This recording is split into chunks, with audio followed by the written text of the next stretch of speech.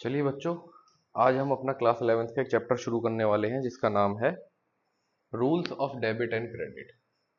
अब बड़ा अच्छा चैप्टर है ये और हमारा बेस बनता है ये जर्नल एंट्रीज के लिए।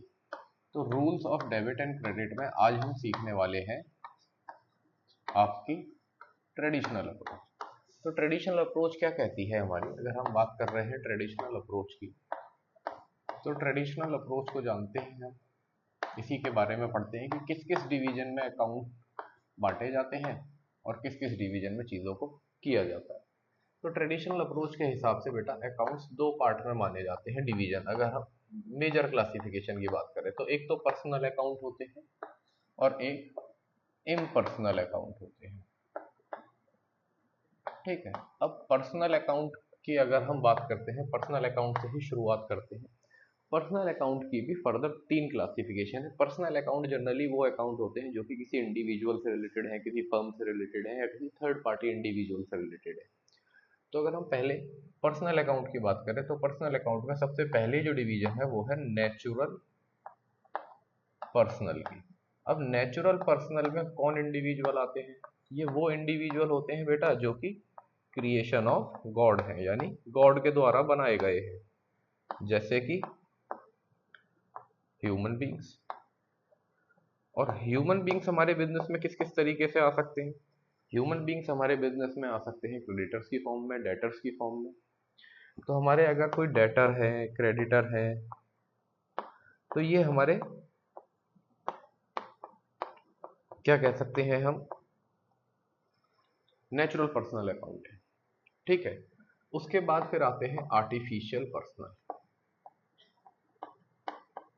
अब आर्टिफिशियल पर्सनल अकाउंट जो होते हैं बेटा वो एक्चुअली में बनाए गए होते हैं ह्यूमंस के द्वारा, यानी क्रिएटेड बाय ह्यूमंस।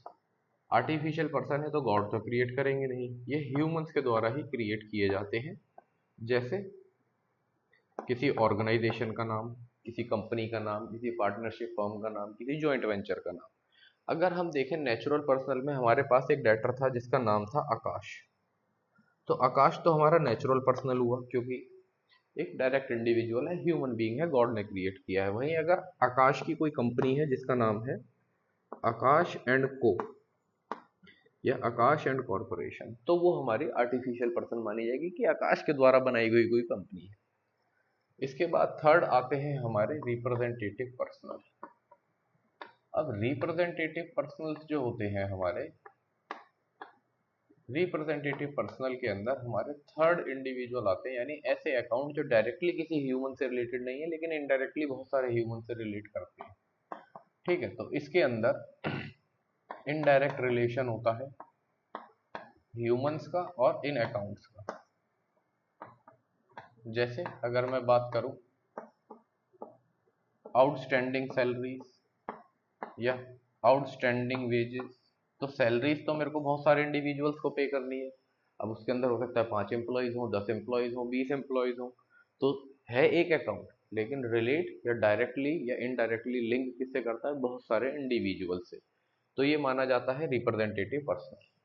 अब इन तीनों का एक ही रूल है, ये अच्छी बात है हमारी अकाउंटेंसी में कि तीनों का एक ही रूल है। और रूल क्या कहता है हमें? रूल कहता है पर्सनल अकाउंट का, debit the receiver and credit the giver.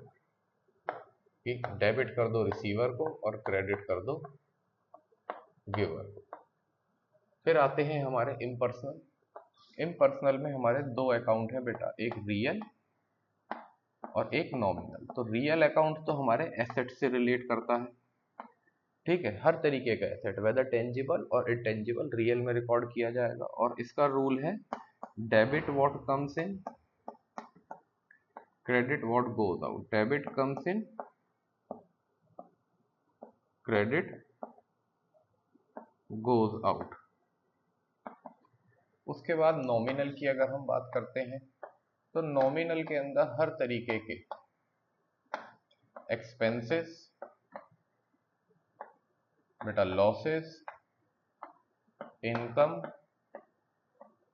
और गेन आते हैं। ठीक है, हर तरीके का एक्सपेंस हो, लॉस हो, इनकम हो या गेन हो, वो हमारे नॉमिनल नेचर के अकाउंट में कंसीडर किया जाएगा। और इसका रूल है debit all expense and loss, यानी डेबिट करना है हमें किसे, एक्सपेंसेस को और लॉसेस को, और क्रेडिट करना है हमें किसे,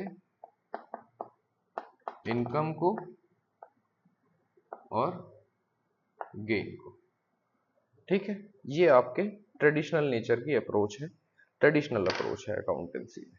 अगर आपको इस अप्रोच को समझने में कोई दिक्कत लगती है तो आप बिल्कुल बता सकते हैं, नहीं तो हम अपनी अगली क्लास में इसे आगे कंटिन्यू करेंगे। Thank you.